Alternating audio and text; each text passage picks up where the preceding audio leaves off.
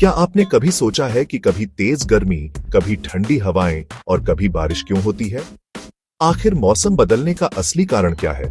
असल में मौसम बदलने के पीछे तीन बड़ी वजहें सूर्य की स्थिति, पृथ्वी का झुकाव और वायुमंडल की हलचल। सबसे पहले बात करें सूर्य और पृथ्वी के संबंध की।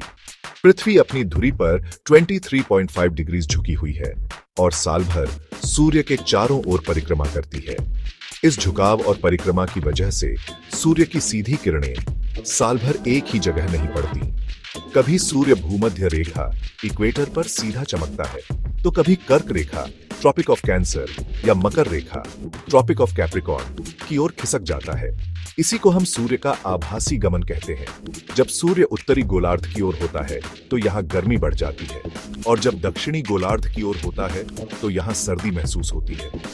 यही कारण है कि जून जुलाई में भारत में गर्मी और मानसून आता है, जबकि दिसंबर जनवरी में ठंड पड़ती है। अब दूसरी वजह, हवा और वायुदाब। जब सूरज की गर्मी से जमीन जल्दी गर्म होती है तो वहां की हवा हल्की होकर ऊपर उठती है और ठंडी हवा उसकी जगह लेने आती है। यही हवा की दिशा बदलती है और मौसम पर सीधा असर डालती है। तीसरी वजह, नमी और बादल। समुद्र और नदियों से उठती भाप बादल बनाती है। जब बादल भारी हो जाते हैं तो बारिश होती है। अगर तापमान बहुत कम हो तो यही पानी बर्फ या ओलों के रूप में गिरता है।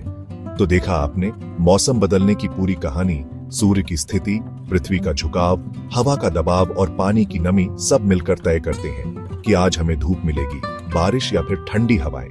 यानी मौसम बदलना दरअसल प्रकृति का अद्भुत विज्ञान है जो हमारी जिंदगी को संतुलित बनाए रखता है।